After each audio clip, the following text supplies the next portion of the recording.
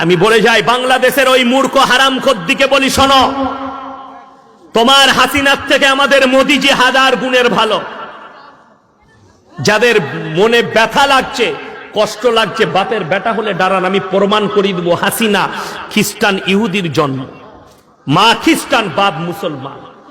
যার রক্তে খ্রিস্টান ইহুদিদের রক্ত ছুটছে সে কখনো মুসলিম দরদি হতে পারে না, আপনার জানা নেই। হাজার হাজার আলেম জেলের কুঠরিতে, বড় কষ্ট লাগে। বাংলাদেশে ব্যভিচার করলে রাস্তায় ঘুরে বেড়াতে পায়, কিন্তু একটা আলেম হক কথা বললে তাকে জেলেতে অত্যাচার করা হয়। যারা অত্যাচার করছে, যে পুলিশরা তার উপরে টর্চিং করছে, এই পুলিশগুলো সবাই কারা জানেন? সবাই মুসলিম, কেউ অমুসলিম নয়। তোদের মনে ব্যথা হলো না? আলেমের গায়ে টর্চিং করছেন।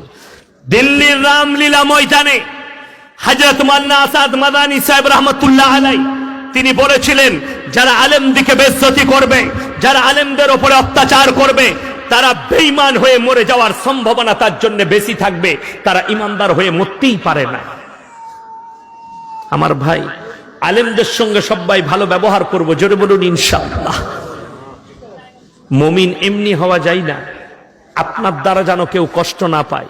একটা মুসলমান, আপনার যাকে ইচ্ছা লাগে ভোট দেন, যাকে ভালো লাগে আপনি তাকে ভালোবাসুন, যাকে ভোট দিবার লাগে ভোট দেন, কিন্তু আমি বলে যাচ্ছি, এক ভাই আর এক ভাইকে মারবেন না।